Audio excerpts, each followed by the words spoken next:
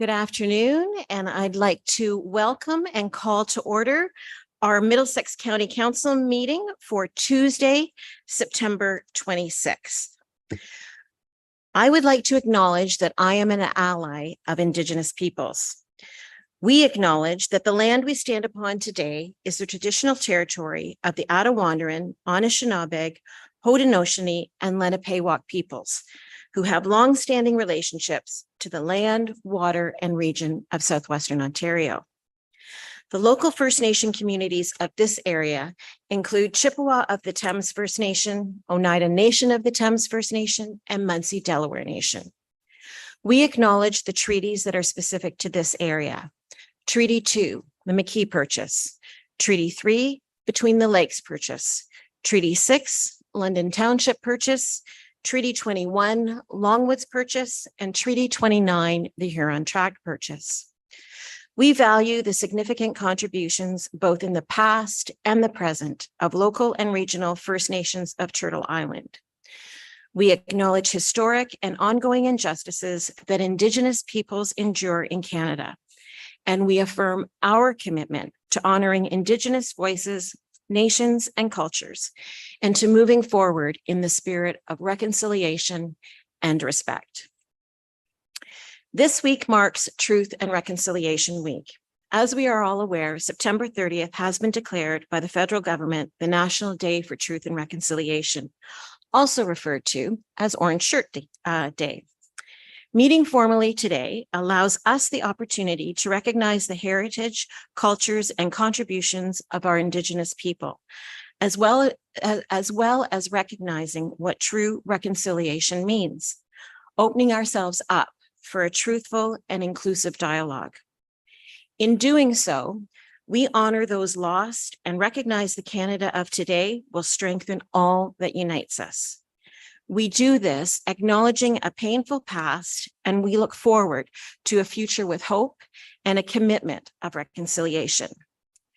As a settler, the acts of truth and reconciliation can seem very daunting, and we ask ourselves, what is my role and what can I do?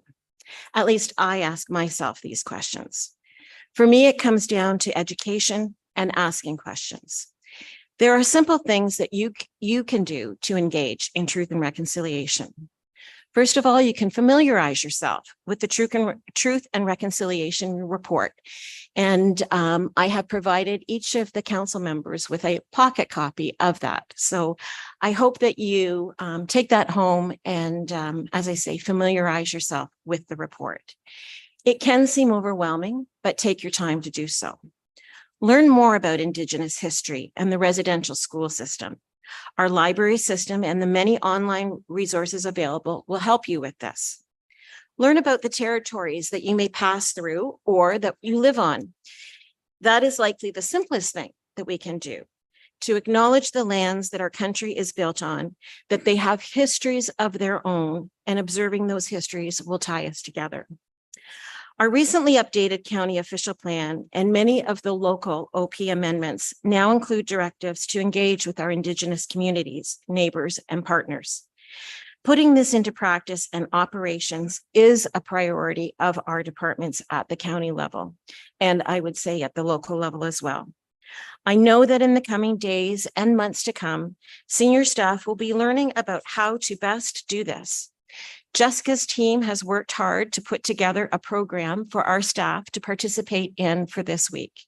And our local municipalities and the county are posting online resources that are available to the public so our residents can participate in their own journey of truth and reconciliation. In my Luke and Badolf office, I have a sign that says, "Do better." We all have a role to play in reconciliation, and the more we ask, the more we learn. And the more we acknowledge, the more that we will do better, not only for our neighbors of today, but for those that experienced this painful history. Is there any disclosure of pecuniary interest or general nature thereof? You've got the agenda in front of you, and I would ask for a mover and a seconder, to approve that as presented. Councillor McGuire and Councillor Mayhew. All in favor? And that's carried. We have one set of minutes in front of us, and those are from the meeting of September the 12th. And if there's no amendments that need to happen or omissions that have had, then I would ask for a mover and a seconder to approve those as circulated. Councillor Smybert and Councillor Clark. All in favor? And that's carried. On to new business. We do have one action item in front of us, and that is the budget process review and the 2024 budget schedule. And Paul, I believe you are taking this report. Through you, Madam Warden, yes, as committed during the 2023 budget process, staff conducted a review in advance of the 2024 budget schedule. The review really focused on a couple key components, incorporating a longer term perspective into the budget, establishing clear linkages to the broad strategies and goals of the county, provide information in a form that will allow council to focus decisions on results and outcomes, and promote further transparent and effective communication with residents and businesses in the county. That came out with about 7 recommendations I'll just touch on quickly. 1, over 3 years, will advance the budget schedule so that council gets to consider the budget earlier in the year, which will support more effective planning and communication. We'll work to ensure all agenda content is posted in advance of the budget meeting to give budget committee members, the public and council an opportunity to review that in detail. We're going to more effectively utilize Questica and Open Book over time that will allow us to establish key KPIs that will be visible both to council, staff, and the community. We'll transition to quarterly variance reports versus monthly variance reports. The variance reports will also include a more robust section on forecasting. As CAO Rayburn spoke to last meeting, he kind of gave a lay of the land for what the budget process looks like this year. That will be included in those variance reports so that council can understand at what point in the process and how departments are performing. We'll work to enhance expense classifications, specifically noting legislated or non-discretionary expenses and discretionary or service level expenses so that council is aware of where those decisions lie. More direct connection to the strategic plan alignment, and just generally enhance the budget presentation process and utilizing hyperlinks to supporting documents in a further standardized format. And all those together should support an overall more effective budget process and communication about the same. I'd be happy to answer any questions there may be. Okay, great. Thanks, Paul. Any questions or comments from council? Councillor Ropp, then Councillor DeVete. Thank you. Through the warden to Paul. Paul, first of all, recognizing and having it stated discretionary and non-discretionary, I think that will help committee and council really focus on what we can change. But I do have a question, and we did talk about this at committee, at the budget committee, about shortening the time frames and that. But my question to you is, like, by 26, we're talking about having it, staff having the draft budgets to Treasury by September 12th. Is that going to lead to guessing on some of the costs, or how will we handle that? Certainly, through you. It's a great question. Actually, it's very fascinating going through the old minutes. The budget process has remained largely unchanged since dating back to the 60s.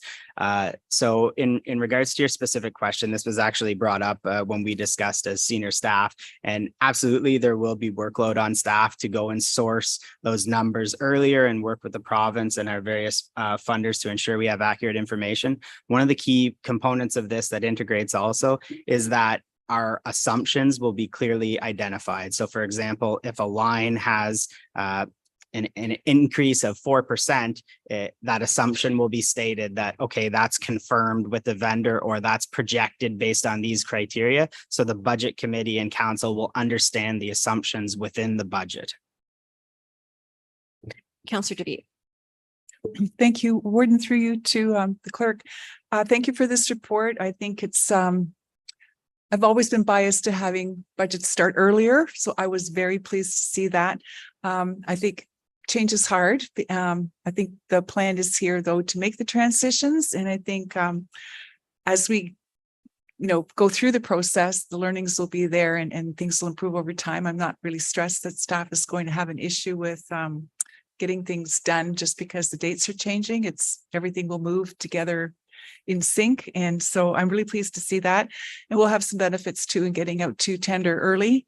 So some of those maybe assumptions will be reimbursed in hard dollars. So I just wanted to say congratulations. And I think Questica and open books implementation will make it easier for staff to provide the kinds of question and answers that we look for in budget committee. So congratulations. I'm looking forward to getting started.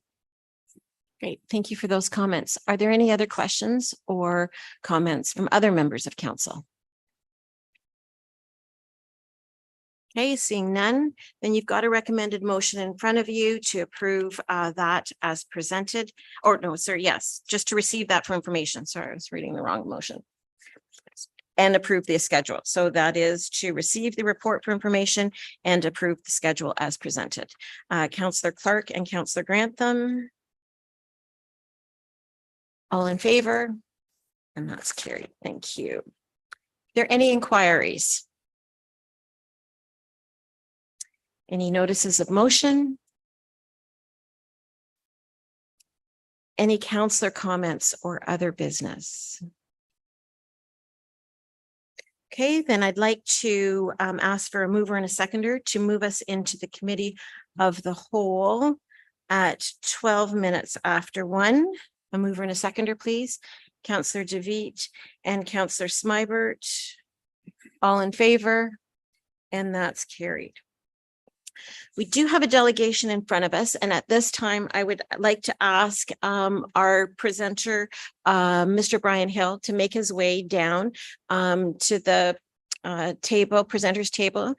And as he's doing that, I will take this opportunity to introduce him so that we all know that obviously that September 30th and this whole week of Truth and Reconciliation is the date and dates to acknowledge the history of residential schools. And it honors, of course, the survivors, their families, and the communities that experience ongoing intergenerational trauma. It is a privilege to be able to introduce to you Brian Hill, who is the president of the Namarin Friendship Center in London, and he is a survivor. No, he did not attend a residential school, but his parents did. And because of the intergenerational trauma that families endure, he is a survivor. Brian and I actually went to high school together, and he will so candidly share, though, our experiences were vastly different. But as we all know, there are lots of turns and life takes an interesting journey, and we reconnected about a year ago.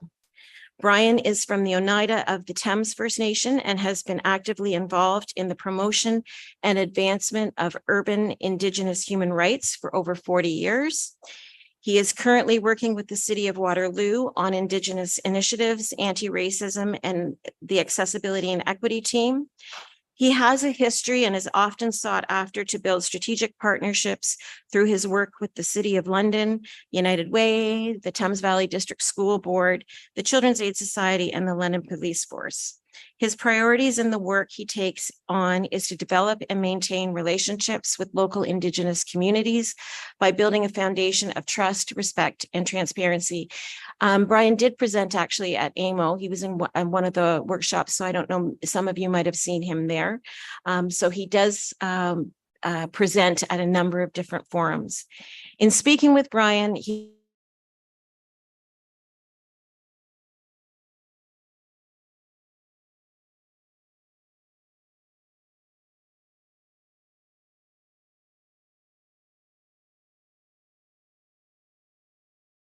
is great to have you here, and I will turn it over to you.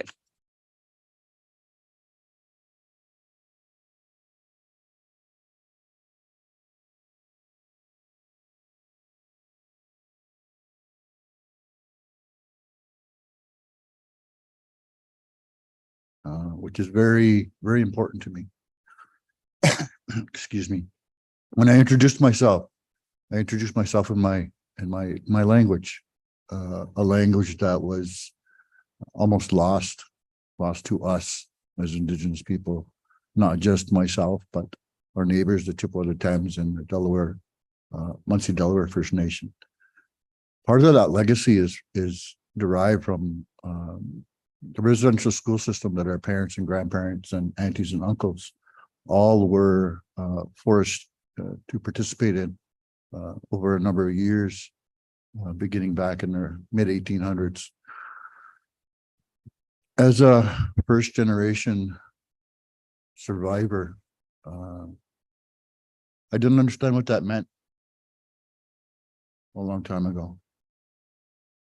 But over the years, I educated myself. My parents spoke very little, if at all, about their experiences in a residential school.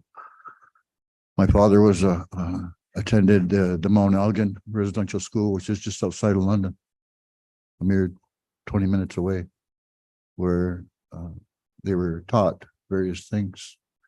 But a lot of things were also taken from them as well. My mother attended the Mohawk Institute in Brantford at a young age. And again, I know very little of her story, but what I do know has affected not only myself, but my siblings as well. Over the years, I share as much as I can because it is very personal. To us, this is a personal story. It's not something we read about in a book, not something we saw in a movie, not something we saw in the news. It's something we lived and still live today. Myself, I carry those things with me. Those things that my parents unknowingly passed on. Those unhealthy coping mechanisms, those other traits that they picked up during their times in these schools. I listened to a very well respected gentleman from the Mohawk community up around Montreal, Akwesasne area, a man named Tom Porter, who experienced that same kind of life. But what he does is somewhat similar to what I do as well. I talk, I share, I try to explain as best I can those thoughts, those feelings, those things that have happened, and in a way to ensure that they don't happen again, because we have to unlearn a bunch of things in order to relearn. One thing he shared with a group of people that he was speaking to was about our culture, our language, our traditions. A lot of people say those things were taken away from us, and they were.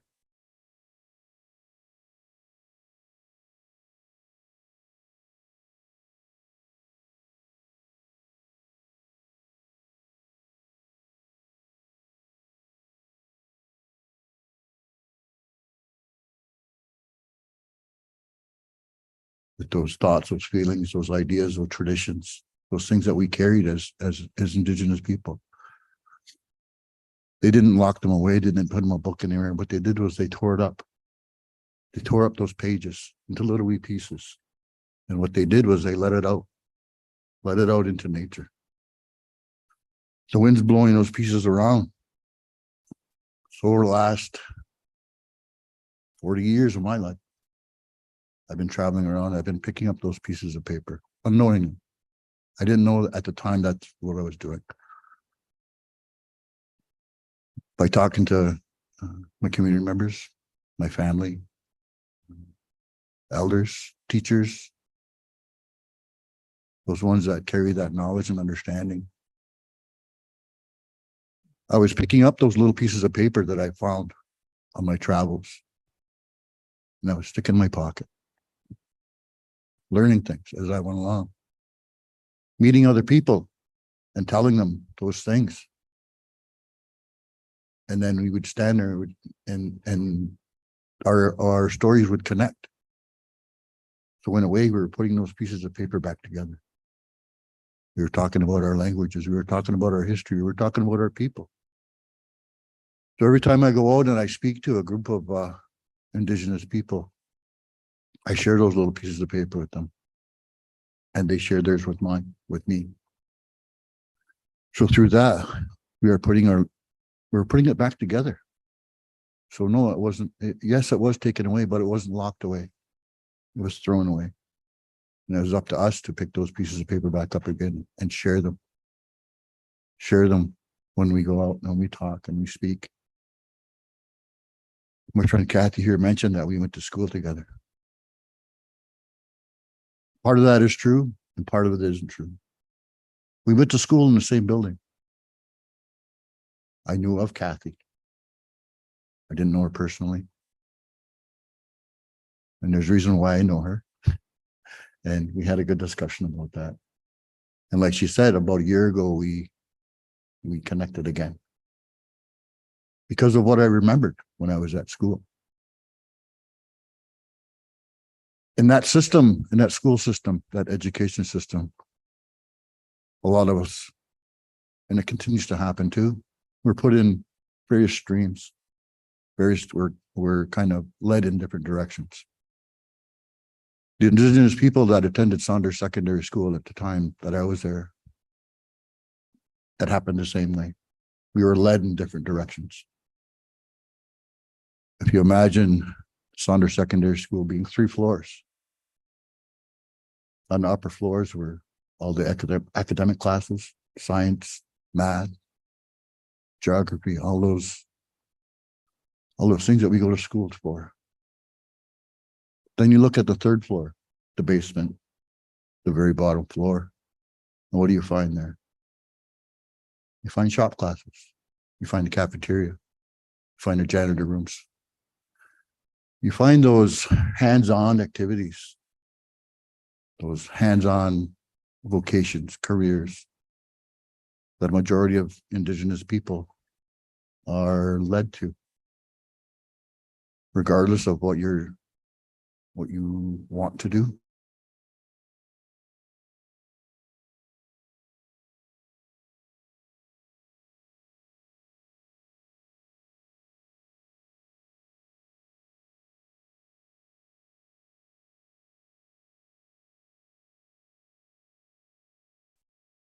Because I was Indigenous.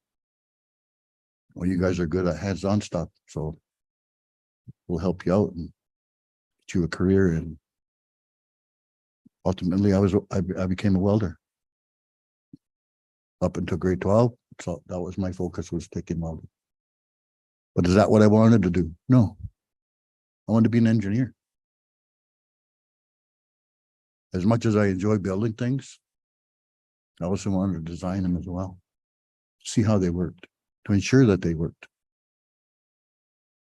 But because of the way we were directed, and somewhat still are, only a couple of my friends, my Indigenous friends,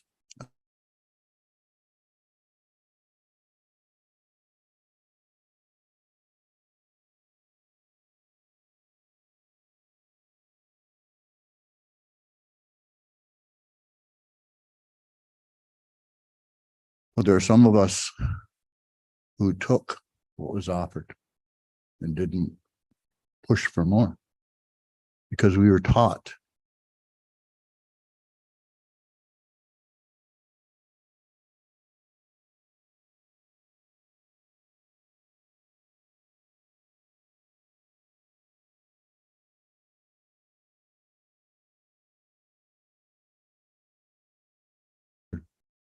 out of making things, of building things, putting things together.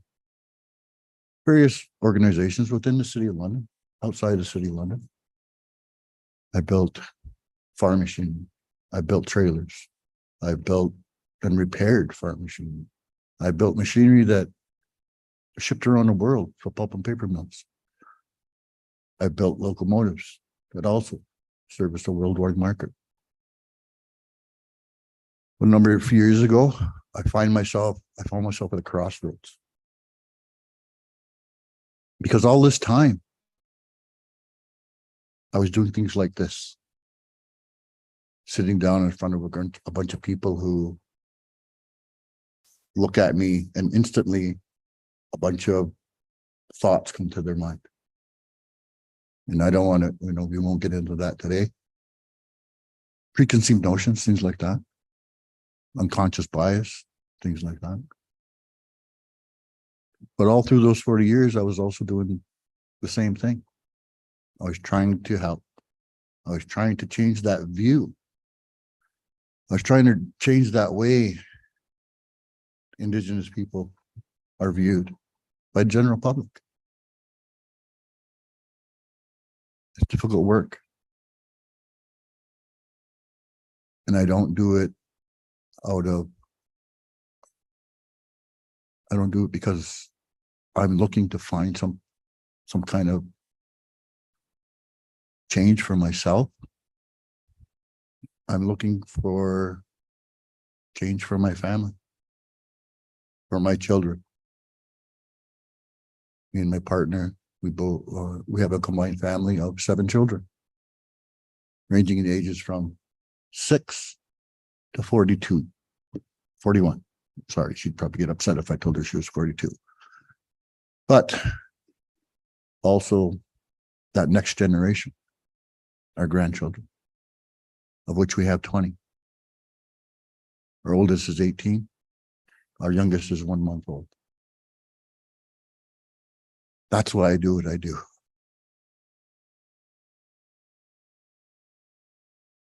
For them, not for myself. For those young ones that are coming up, those ones that are yet to be here, deserve to be acknowledged, understood, supported, treated fairly, equitably. No more, no less. Same as everyone else in our world, in this place we call creation. So that's what I do. I try to explain things very simply, but also truthfully. It is difficult work. I found myself working at the City of Waterloo, looking at ways to implement the TRC, Truth and Reconciliation Commission, 94 calls to action that came out in 2015. The MMIWG calls to justice.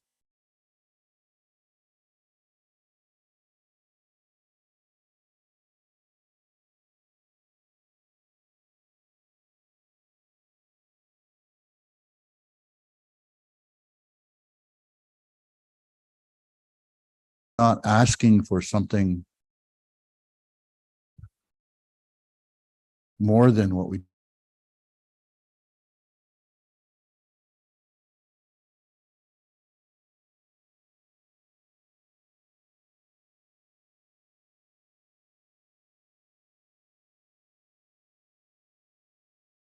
people. The Pacific grandfather teaches them in the Anishinaabe Nation. The great law of the Haudenosaunee people.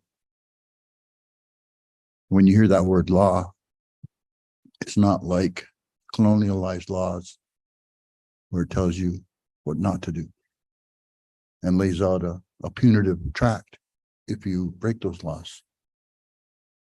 The Haudenosaunee Great Law talks about how you treat people, how you interact with people, how you interact with nature.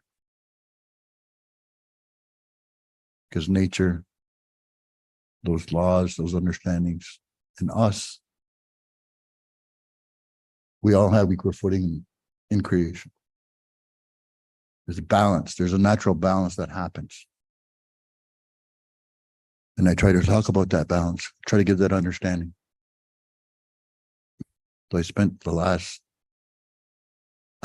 my adult life trying to do that as best as I can.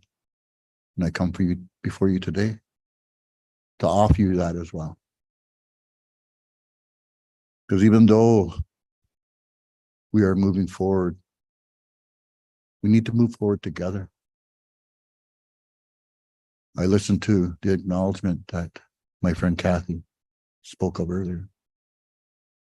But as she was doing that, I remembered my walk into this room. I looked at the walls, the history of this place, which included our people as well. For reasons, that we may not want to talk about. Back when the original purpose of this building, they were in here. I know. And as I walked up to these doors today, I saw all those pictures hanging on the wall. Those past leaders. Just from, just the recent past, but also those ones from probably the 1800s, middle 1800s. And any building like this, City Hall, they have pictures like that. And they all have one thing in common. Men. White men. Old white men. No offense, I'm just, because when you look at those pictures, that's what you see. Because they're the ones that made the rules. They're the ones who enforced the rules. But as we look around today, we see that change. There was a time where my friend wouldn't be sitting up in that chair she's sitting in now. And you ladies that are sitting here, you wouldn't be sitting here either. But that's a change that happened here.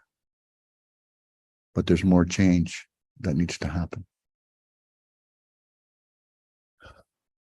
When I met with my friends the other day, a couple weeks ago, we were talking about what was going to happen today. I said some of the same things.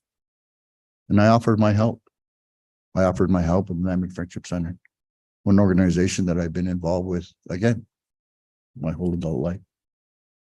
And it's afforded me, helped me get into places where traditionally Indigenous people don't get involved in. City Hall, one over there, not this one. Speaking to city councilors, just like yourselves, but also those organizations where we have a not so good history. Children's Aid Society, London Police Service, Thames Valley School Board. Those places where change needs to happen as well. And it is, but it's slow. Because our understanding and our teachings can be alongside your policies and procedures. They can enhance your policies and procedures. One of the messages that I take to Waterloo when I do that work, when I get asked to look at a policy, look at a procedure, look at a strategy, to give it a different lens. You may not understand how powerful that the language is, the words, and when you see them written. And you change a couple of those words from Indigenous perspective, it can change a whole sentence. One of the first things that happened to City of Waterloo, I was asked a whole bunch of questions. And I was told a whole list of things that they wanted to do. My response was, my first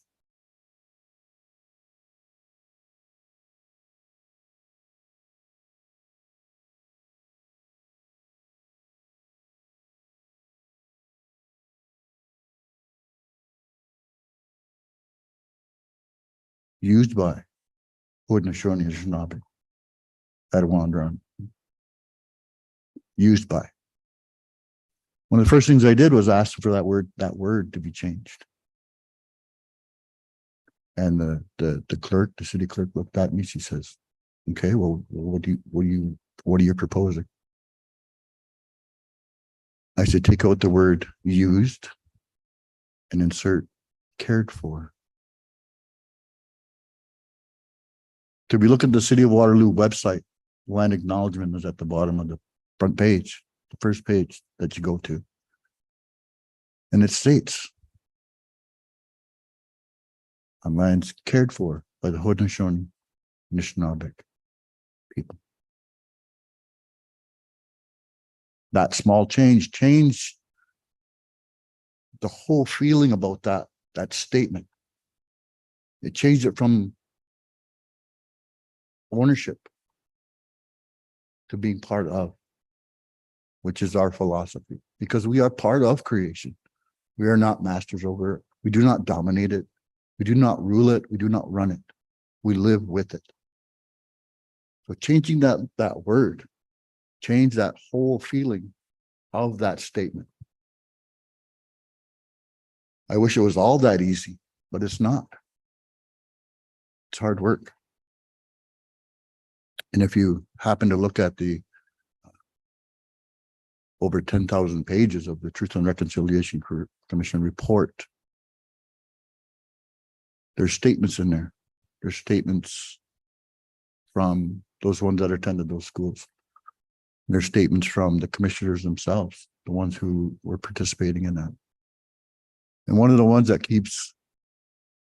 I like to carry and I like to share is one by Chief Justice Murray Sinclair. He is Anishinaabe from Manitoba. And he states, we have shown you a mountain. We have shown you a path to the top. It is up to you to do the climbing. That statement tells me a lot.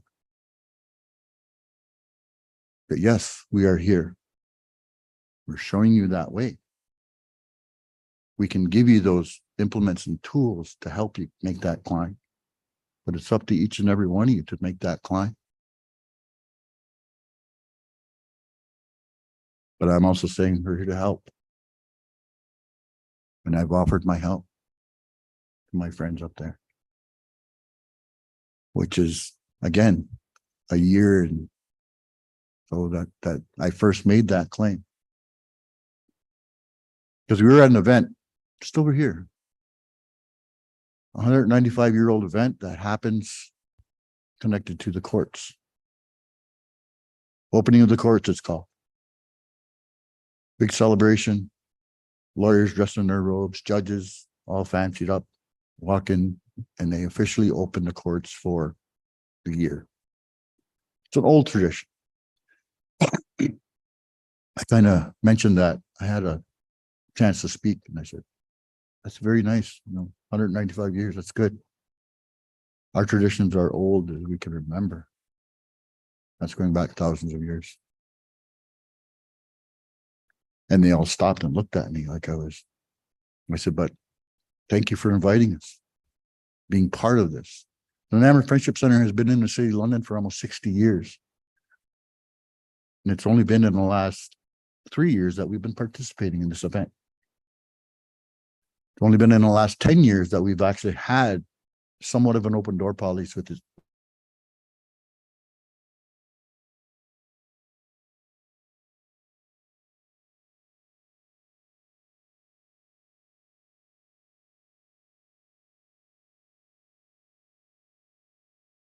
That she carries.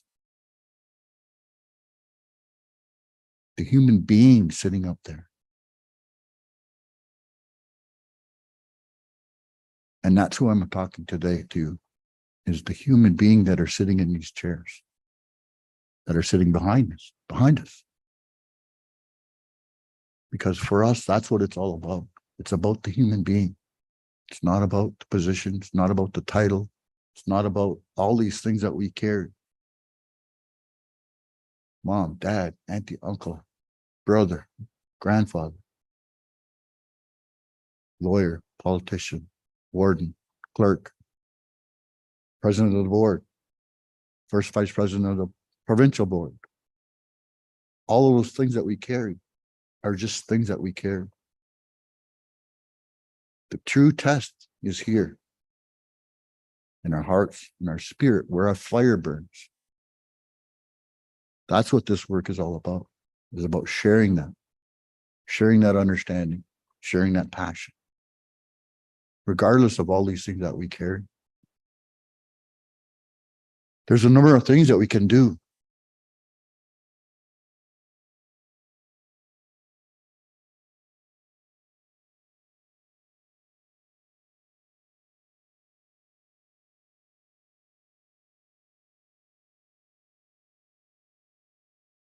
That has that connection to it. That's every day for us.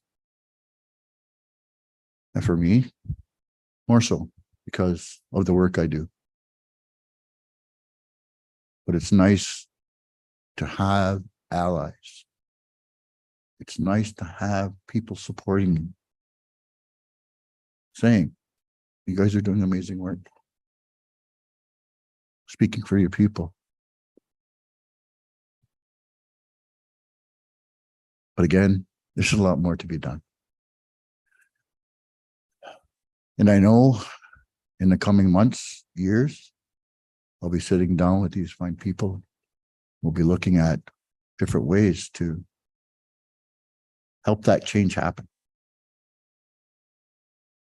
And I know when people say the word change, there's a fear starts creeping up. Like, oh my God, they're coming to take stuff away.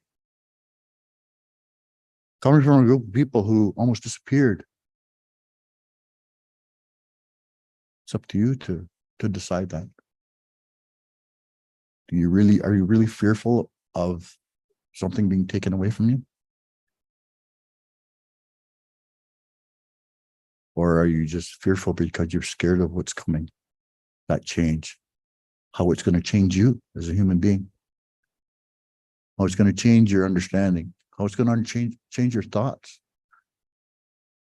how it may affect how you see somebody, even though you don't know them, you just see them.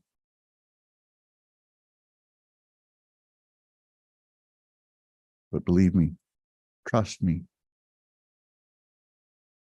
it's good change. Because it's building you, the human being. That's where we have to reach to, the human being of our communities. And I totally understand your system. I totally understand the things that you deal with on a daily basis. You know, you have roads, garbage collection, all those things that make up your community. But you got to remember, you have human beings that make up your community as well, that have walked different paths, that live, breathe, work, play, learn in your communities. And yes, there's some of us there as well. So whether you actually see them or hear from them, they're there. We're there. The City of London, if they look at their census, they say, oh, there's between 8,000 and 10,000 Indigenous people living in the City of London. I go, no. That's half true. Indigenous people have been moving into urban settings since the early 60s, late 50s. We know and we understand that there's probably twice as many, anywhere between 30,000 Indigenous people living in an urban setting. Not just London, but those surrounding communities as well. All those communities that you represent. All those communities that you have leadership in.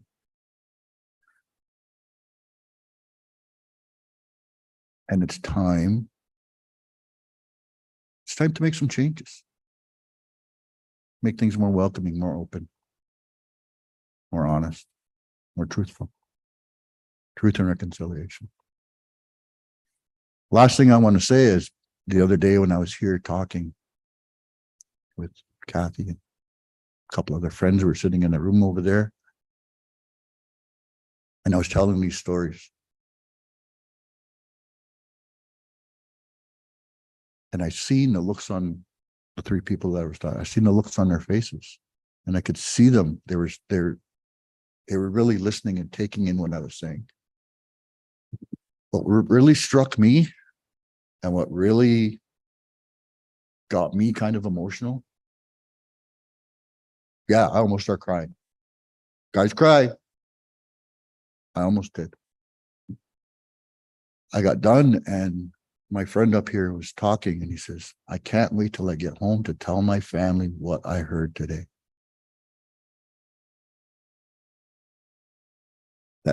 Those words are sticking with me. And that's the work we want to do. We want to do things with your communities so that you can say that as well. I can't wait to get home to tell my family what I learned today. That's our goal. With my friends' help, we'll help you as well. So, Yanko, thank you for giving me this opportunity, for giving us this opportunity, because it's not just me. My children, my grandchildren, my friends, my supporters, my helpers, those elders, those ones that have given me this understanding, these nods. I carry on and I'm sharing that as well. So it's not just me sitting here, it's my community. With that, I'll again say Yanko for giving me this opportunity to speak to you today. And I have hope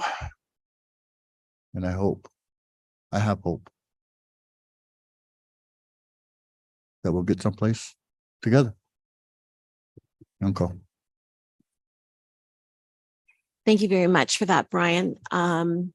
Certainly, I think that this is the first step in a number of conversations that we're going to have, as you say, over the coming months, years to come. I know I can speak for Jessica and Paul that the afternoon that we spent with you, we did take so much away from that conversation, and we're anxious to move on a number of the things that we talked about. Did any of my colleagues have any comments or questions to share at this moment with Brian? Councillor Grantham. Thank you, Warden, and through you to Mr. Hill and all the council. Mr. Hill, you don't need me to confirm your experience, but what I can do to all the council is affirm that you do speak the truth. I am the grandfather of 5 Métis grandchildren, all grandsons. Excuse me. They are members of the Métis Nation of Ontario. And you spoke about intergenerational trauma. And I wrote that down because I can tell council that I do see signs of that in my grandchildren. Their father is 3 generations removed from, I believe, his grandmother attending a residential school. And I have no problem in telling you and council that I can see the effects of that in him. And I can see it trickling down to my grandsons, who range in age from 5 to 15.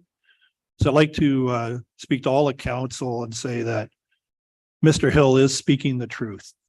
And I have seen it myself, and it affects me personally every day. So thank you for coming here today to speak your truth, and I affirm your truth. And thank you for coming here today. Thank you for that, Colin. Any other comments that colleagues would like to share at the moment? Okay. Thank you again for coming, Brian. I look forward to continuing the conversation. I can speak personally that every time I've spoken to you, it goes back to when we reconnected back at the opening of the courts. You've always left me with something to think about, and I feel empowered by what you said, and I feel challenged, and I'm ready to take you up on that challenge. So I look forward to working with you in the days to come. So thank you. Thanks. With that, I would ask for a mover and a seconder to accept that presentation for information. Councillor Brennan and Councillor McGuire. All in favor? And that's carried. And you're certainly welcome to stay. But I do know that life is busy, so you can certainly go and take on your day. Thank you. Okay, moving on to our next item of business. We do have in front of us a land use planning, some presentations with regards to the Middlesex Center official plan, OPA 62. Councillor DeVitt. I'm sorry to interrupt this. I just would like to ask a question on the agenda. Actually, the next 4 items that we're dealing with all have to do with the official plan amendment for Middlesex Center OPA 62. And given the correspondence that we got late breaking correspondence yesterday about the duty to consult, I'm just thinking that we may need to take a step back and maybe I would like to ask if there's any advice you could get from the clerk or about deferring the motion, because there's content that may change and so forth. I'm just wondering some advice or direction on whether that is appropriate or not. I'd appreciate some of that help, please. Sure. Thank you very much, Councillor Thank you. DeVitt. Do you have anything on procedurally what could happen or steps that should be taken with regards to what Councillor DeVitt said? To Madam Warden, we're talking about all 4 items on this topic. Procedurally, there would be different treatments for one item and then the other items. Procedurally, you could refer back to staff, the OPA 62 staff report, to engage with Chippewas of the Thames First Nation and Indigenous communities based on the correspondence. And then there's 2 other components then that would also be there. The delegations scheduled for today would theoretically be deferred until the staff report came back. So the delegates would be speaking to the staff report if you defer it. And then another important component would be throughout the process, we provided notice to persons who wanted to be notified about it. So it'd be important that prior to that report coming back, notice was provided to those persons again, so they would be aware of it. So from a procedural treatment, that would be how those components would be dealt with based on that correspondence. Councillor DeVitt. So it's my thought we should take a look at this as an integrated whole. If I take your comments correctly, then I would make a motion to defer these items until the report comes back, at which time the people who are speaking to an updated report would have an opportunity to do that as well then. I think there needs to be clarification on defer and refer, right? My apologies. If I could have just a moment, I can try to put that into a formal resolution that I could read out for council.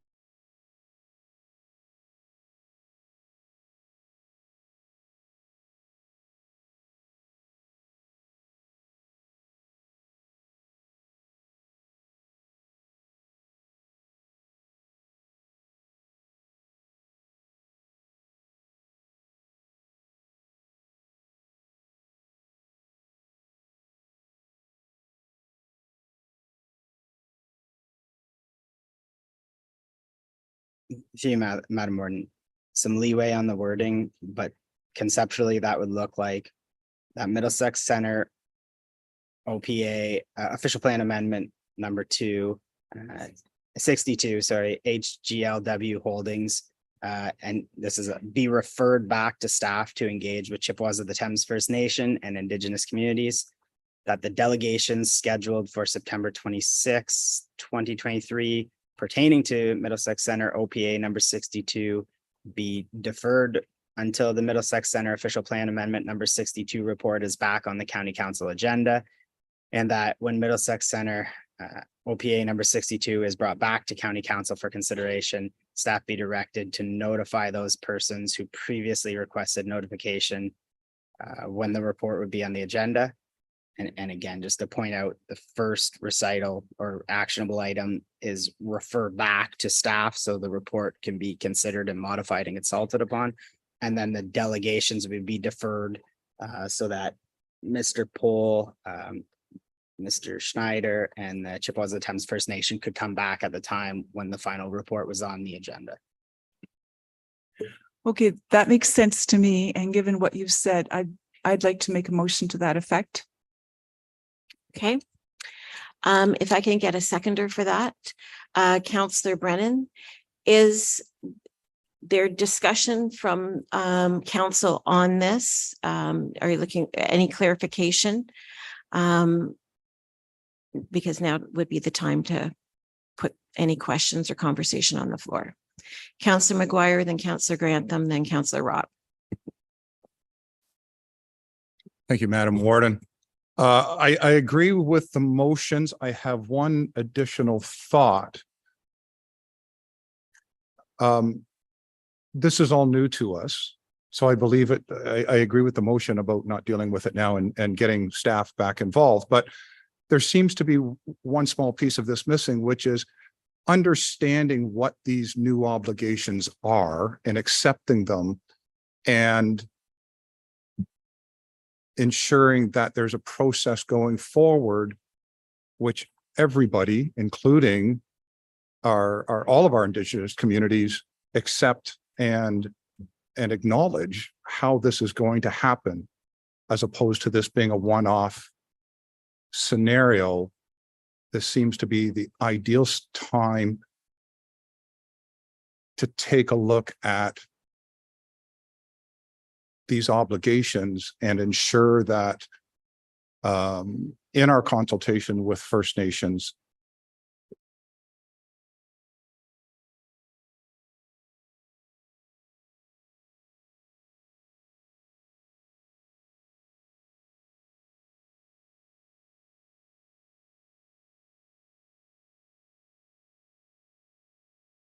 about, and I don't want to do that. So I don't know if that, Madam Warden, if I'm asking for an amendment to it, or should it be a separate motion? But I just throw that on the Yep. floor. I will turn it over to my clerk to maybe help with that answer.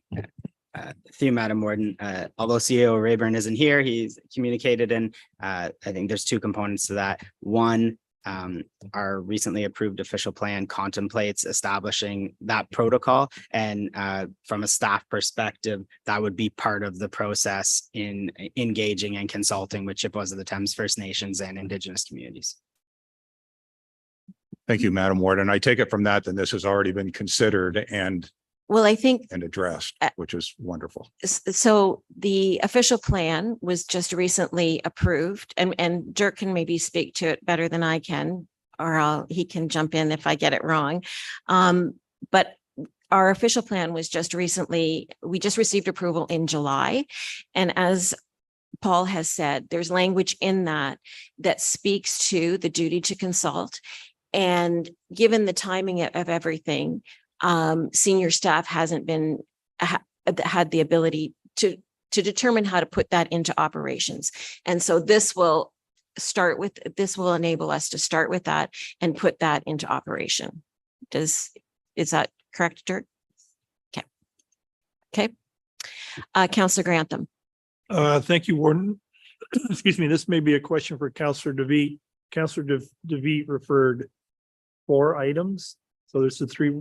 Were you referring to the next item on action items, the actual planning report itself, having that referred or deferred also?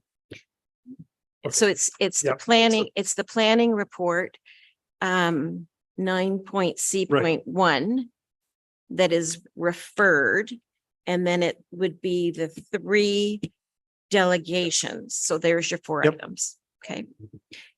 Did you have a comment, I Councillor? was just going to say, based on planning's responsibility, there may be a change or some kind of adjustment to the report, in which case we would be dealing with the current version and everything would be done in one consistent meeting. Councillor Roth, did you have a comment? No, Councilor McGuire asked basically what I was wanting to know too, what the process will be going forward. Okay, thank you for that. Councillor Clark. Through the mayor to council, I think it's important that we take pause, that all stakeholders have the right to speak and to be heard. And I think that's our job to do that. Thank you. Any other comments or questions from council at this time? Councillor Mayhew. Thank you very much, Madam Warden. Yes, I support the pause for a moment. Southwest Middlesex are neighbors to Oneida on the Thames, and we want to deal with this in a neighborly fashion. And as we all respect our neighbors going forward, we in Southwest Middlesex want to respect ours and give them that opportunity. Thank you. Okay, thank you very much. Final call, any comments or questions?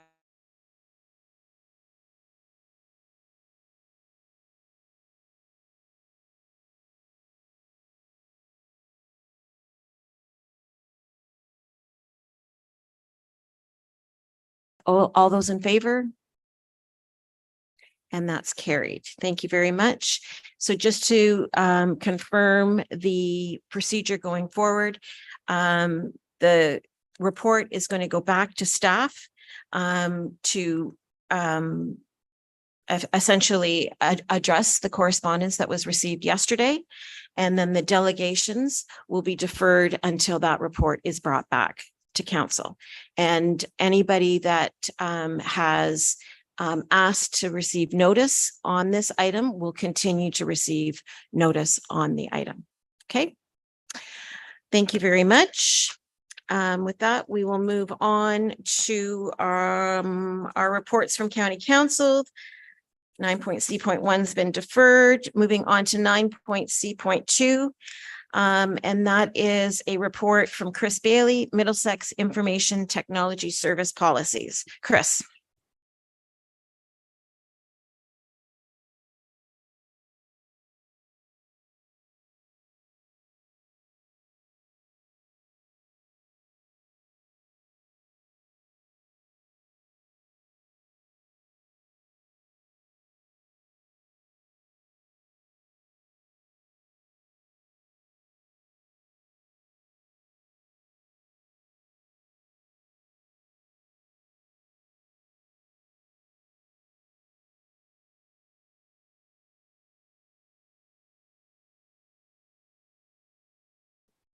While we're waiting for Chris and the gallery is emptying, for those that are watching us on YouTube, we have a baby in the audience, and I think a baby should come to council every council meeting. I'm just saying.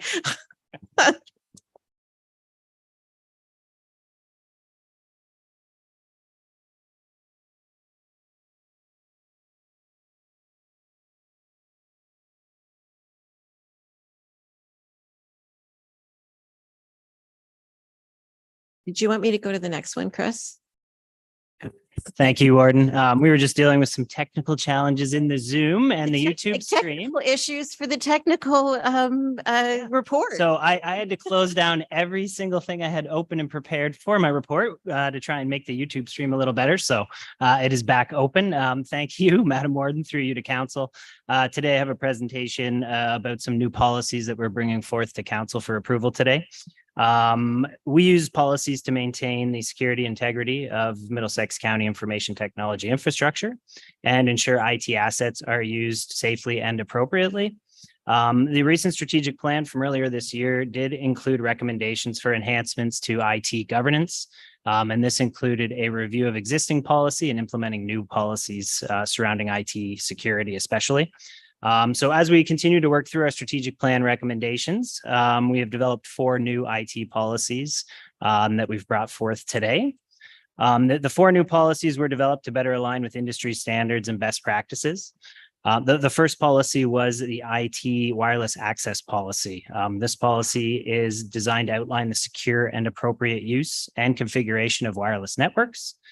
We have the IT access control policy to protect system resources against inappropriate or undesired user access. The malware protection policy, purpose of this one is to outline the implementation and configuration of endpoint protection tools, user security awareness, early detection, as well as mitigation of security systems to ensure staff are aware of the security policies in place on their workstations. And lastly, the information security policy. This policy is designed to protect system resources against inappropriate or undesired user access and or data loss. In terms of alignment with strategic focus, promoting service excellence, to build organizational capacity and capabilities. I'd be happy to answer any questions that you might have. Okay, thank you for that. Questions or comments from council on this report? Okay, then I would ask for a mover and a seconder for the recommended motion that's in front of you. Councillor McMillan and Councillor DeVeet. All in favor? And that's carried. Okay, the next report in front of us is one from Chris, and it's a request for bylaw exemption for the driveway width for the Strathroy Fire Station. And as I say, Chris, you're going to take this one. Yeah, thank you, Madam Warden. This is a fairly straightforward report. From time to time, we get requests to the County Highways Department for exemptions to certain parts of our bylaw. In this case, it's a request for an exemption to the prescribed maximum width of entrances onto county roads at 9 meters. The Strathroy Caradoc Fire Department is undergoing a rebuild of their fire hall in Strathroy.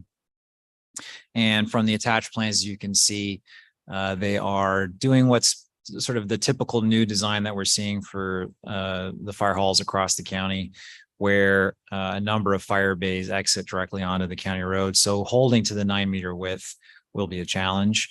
We're seeing a similar type of layout. Well, we do have a similar type of layout in Coldstream for the Middlesex Center Fire Department, and you'll be seeing another request for an exemption for North Middlesex for their new fire hall. But the plans are attached. There's additional mind here to protect pedestrians over such a long distance with some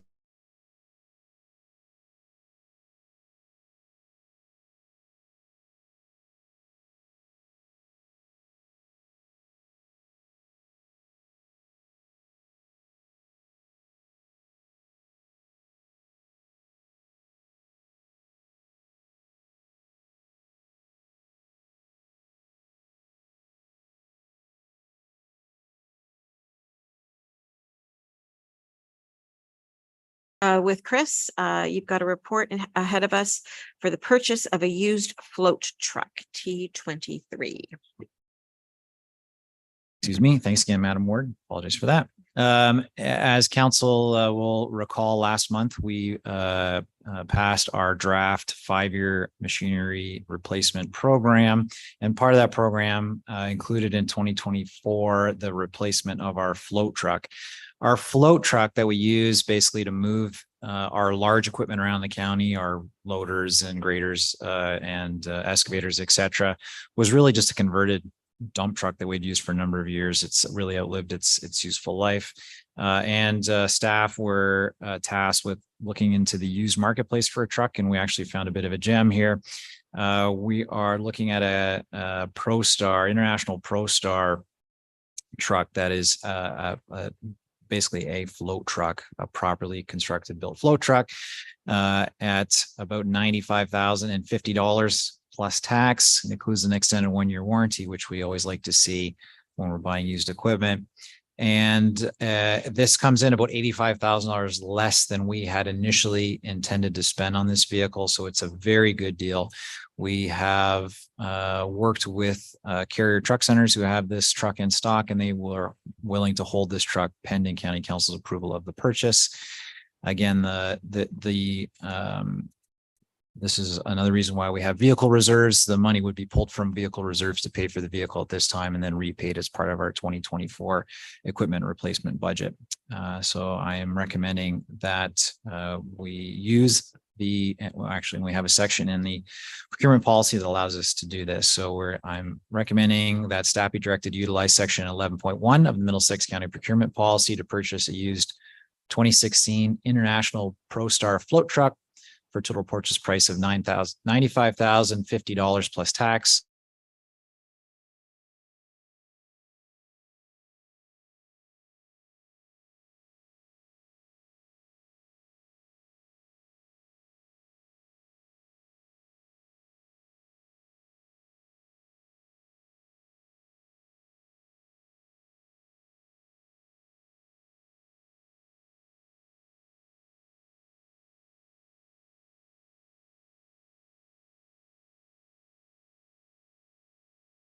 May 23.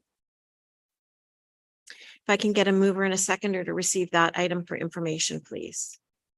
Counselor Brennan and Counselor Grantham. All in favor? Carried. Communications from the Office of the Fire Marshal. It's the interpretation of Section 6(3) of the Fire Protection and Prevention Act, September 6, 2023. Road Department construction update for September 21st, 2023. Strathmere Lodge monthly census report for August 2023.